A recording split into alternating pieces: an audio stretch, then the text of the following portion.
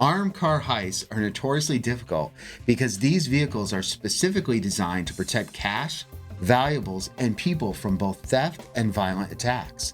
These vehicles have bullet-resistant materials, thick metal plating, reinforced glass, and armed guards that are well trained with strict protocols and usually carry firearms. GPS tracking with surveillance cameras inside and around the vehicles are also used. Robbing an armed car requires extensive planning and often involves a large team, which can increase the chance of someone making a mistake or being caught. So how could a young man with no major criminal history even come close to pulling off an armed car heist? Well, one young man did.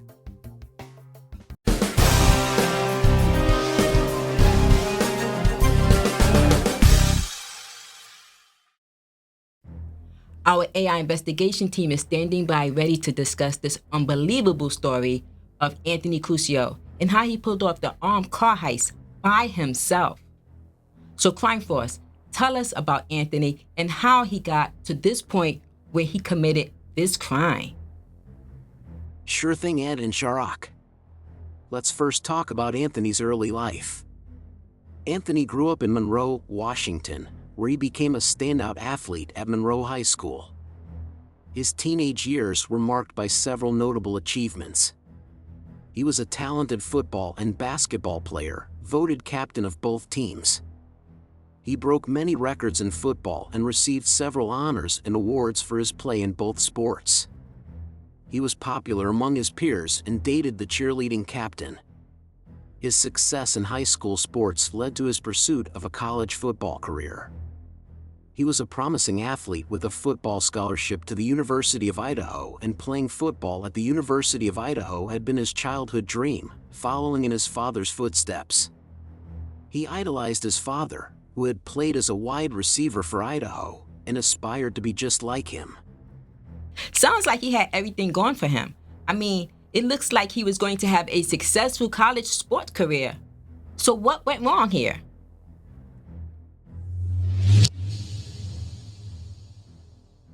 Well, unfortunately, Anthony's dreams were cut short. In high school, he excelled as a wide receiver, earning a scholarship to the University of Idaho. He arrived at the university in 1999 with aspirations of making a significant impact on the Vandals football team. However, his college career took an unexpected turn when he was introduced to the party lifestyle on campus. During his second year, he suffered a severe knee injury while returning a punt in practice, which led to a prescription for Vicodin. This prescription marked the beginning of an addiction that would profoundly affect his life. He quickly became addicted to the painkillers, escalating his usage from the prescribed amount to the equivalent of 80 pills a day at his worst. As his addiction worsened, his life began to unravel. He started a business called Tony's Gaming, which was shut down by authorities for lacking proper permits. Under financial pressure, he relapsed and began forging prescriptions. He engaged in criminal activities, including breaking into businesses owned by a local casino owner. Did anything go well with this guy? Now, despite all his challenges, he married his high school sweetheart and had 2 children. He also attempted to build a career by flipping houses. Now that sounds promising. Yeah, but his addiction persisted, and when the financial bubble burst, his real estate investments became worthless, pushing him further into desperation. So he decided he needed a way to come up with some quick substantial money. But his addiction persisted. And when the financial bubble burst, his real estate investments became worthless, pushing him further into desperation. Yikes, that went south real fast. I can see how he was desperate to come up with some quick cash. But why Anthony decided to rob an armed car? Yeah. The heist appealed to him as a way to get a large sum of money quickly. Anthony chose an armored car specifically because he believed it was more predictable and safer than robbing a bank branch directly. he observed an armored truck schedule over months and meticulously planned his approach, convinced he could use a disguise and decoys to pull off the robbery without directly harming anyone or drawing immediate attention. But how difficult is it really to pull off an armed car robbery? Pulling off an armored car robbery is extremely difficult due to the high level of security and logistical challenges involved. Number 1. Armed guards and security measures. Armored cars are typically manned by armed guards trained to respond to threats, and the vehicles themselves are fortified. The guards follow strict protocols, such as maintaining limited access to the vehicle and remaining highly vigilant, which makes it hard to surprise or overpower them without violence. Number 2. Surveillance and monitoring. Armored cars are usually equipped with multiple cameras, tracking systems, and alarms that can notify authorities immediately if a robbery is attempted. Additionally, many are monitored in real time by dispatchers or security teams. Number 3. Unpredictable routes and schedules. To prevent robberies, many armored car companies use varied and sometimes unpredictable routes or delivery schedules, making it difficult for potential robbers to plan effectively. Even if a truck appears to follow a routine, subtle changes are often implemented to throw off any potential observers. Number 4. Difficulty in escaping. Even if a robber manages to get away with cash, it's challenging to evade capture. Armored truck heists attract significant police attention and response, and the cash is often traceable or marked. Additionally, the physical weight of the money itself can make a quick escape difficult. And then number 5, heavy penalties and surveillance after the crime. Law enforcement takes armored car robberies very seriously because they involve large sums of money and high potential for violence. The penalties are harsh, with long sentences, which may deter some individuals. Authorities often pursue extensive investigations with forensic evidence, surveillance footage, and tracking techniques to catch anyone involved, making it difficult for criminals to avoid capture for long. And in Anthony's case, he tried to mitigate some of these difficulties with meticulous planning, surveillance, and disguises, but he was still eventually caught due to evidence left behind and tips from a witness. I still can't believe how you pulled this off. I mean, what are the chances? Well, a study conducted by the FBI indicates that approximately 30% of armed car heists result in a successful theft. Other sources suggest that this number may fluctuate based on geographical location, time period, and specific circumstances surrounding each incident.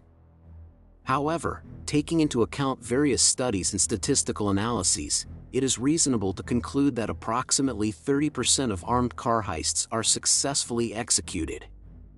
Wow, that's a pretty low number. But Anthony pulled this off on his own. So I would think the numbers would be even lower. I mean, how many heists are done by one person? I agree. I can tell you that the total number of armored car heists may not be complete. However, we can infer from historical records and notable cases that there have been numerous heists over the decades. For this analysis, let's assume a hypothetical total based on historical context. For instance, if we consider around 100 significant heists documented in various sources. We extrapolate this to all-time statistics and maintain that trend. We could estimate that approximately 80% of all-time armored car heists were executed by more than one person. Again, that's even more amazing because Anthony did this alone. So how did he pull this off?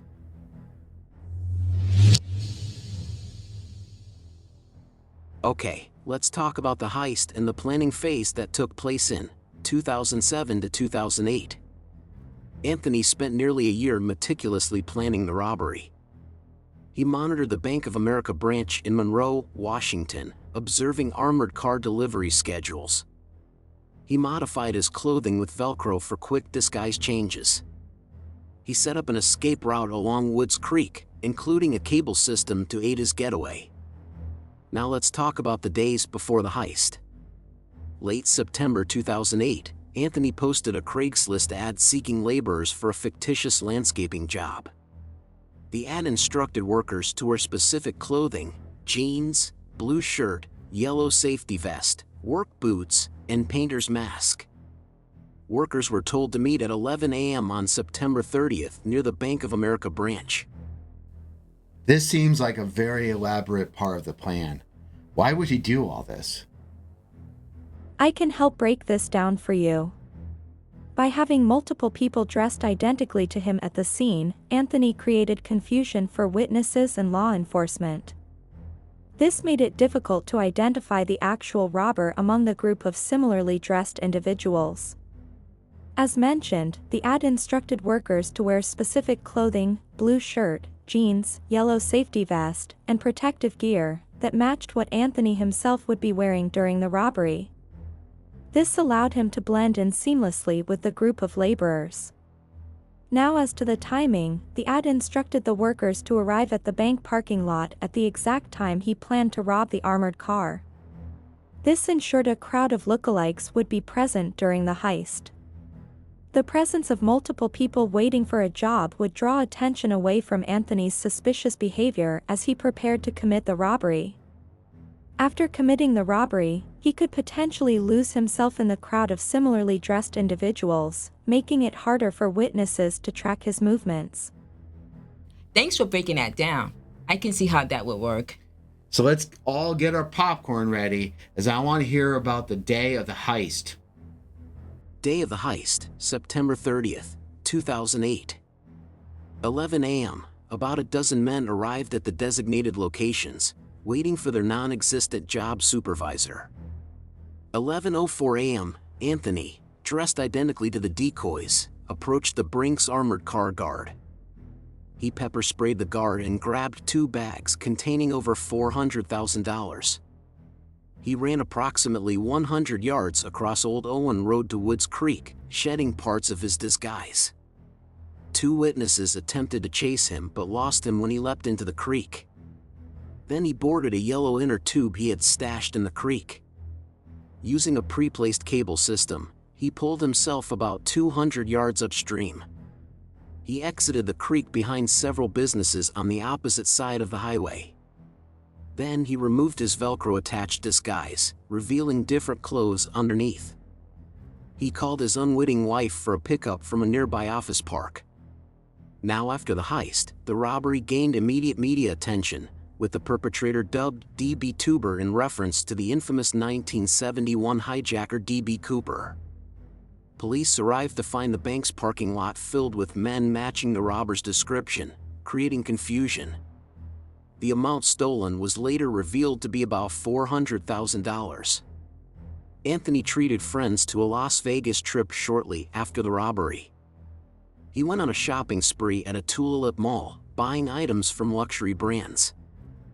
As far as the investigation and arrest goes, a homeless man reported suspicious activity he had witnessed weeks before the heist.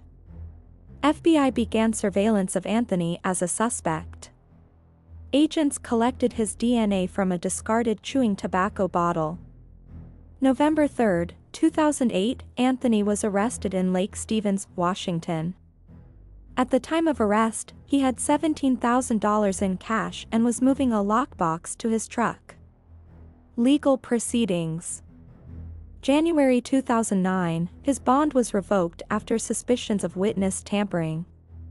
May 2009, he pleaded guilty to interference with commerce. July 2009, he was sentenced to 6 years in federal prison. From the timelines we shared, you can see the elaborate planning and execution of the heist, as well as the subsequent investigation that led to his arrest and conviction.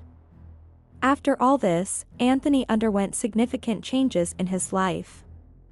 Following his arrest and subsequent conviction for the robbery, he was sentenced to 6 years in federal prison.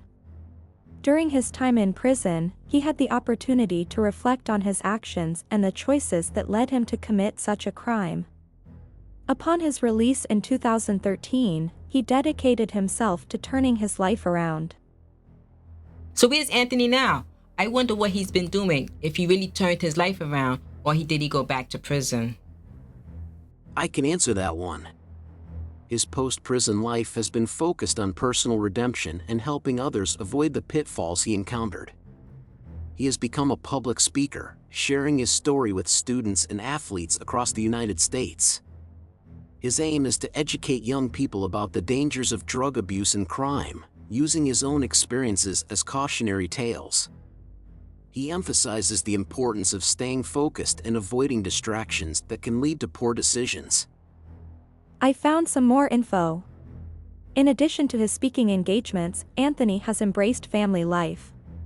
He lives in Redmond, Washington, with his wife and 2 daughters. He actively participates in coaching youth sports, which allows him to engage positively with children while imparting valuable lessons about discipline and focus. Community involvement.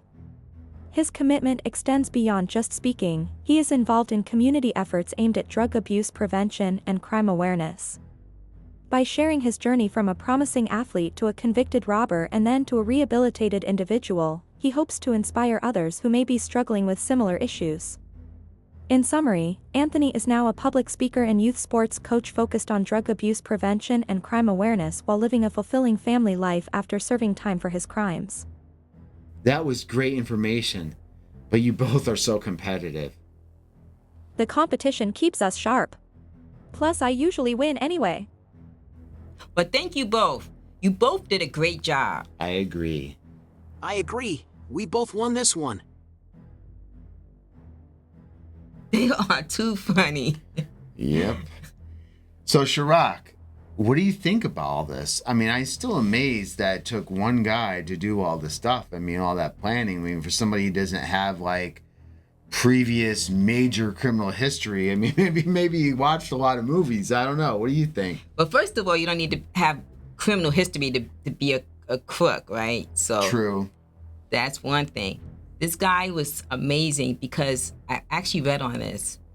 He planned when I say he planned it, he took 1 year to plan this. It's not like he just planned it for a month or so. 1 year. So he was definitely meticulous and he had everything right. I don't think of... Not everything. Yeah. But I know what you're saying. But he yeah, did a lot of things he right. did a lot of things right. So I know he's probably saying, I did a daggone good job. I mean, like you said, this was one person. But I give him credit because, somebody who went that far and did such a, good job for his first armed car heist. Yeah. He could have been like, okay, I'm ready to do another one. Let's go bigger and better, like Ocean's 11, 12, 13, etc. Right. But he didn't do that. He actually turned his life around and sounds like he did a lot of good stuff. And continues to do some good stuff. And, he's with his wife and all that. I think it's just a wonderful end to the story of what could have been. Exactly. And he did it once because, he was down on his luck. He was on medication. And this is something that he did. But one thing that he didn't thought about, which was interesting to me, he only had one witness. And guess who the witness was? They said it, right? It was a homeless guy. A homeless guy actually was there. It was Don't just amazing. Underestimate anyone and it's anywhere. like, if the homeless guy wasn't there, who knows what would have happened, Yeah, nowadays with all the cameras and everything with technology, just don't do it, all right? If you don't do it. Right. And, it's, people go through hard times. They have to, they feel like they got to find ways to get money. It's sad, but, this criminal stuff, just don't do it. And it was just amazing to me. And also the stats of how many of these crimes are really done by more than one person. And it's just a really interesting one. That was a good pick, Chirac. So, guys, we got a lot more true crime coming for you. These cases that you may or may not have heard of. So keep tuned until next week. We will see you. Studio 7-0.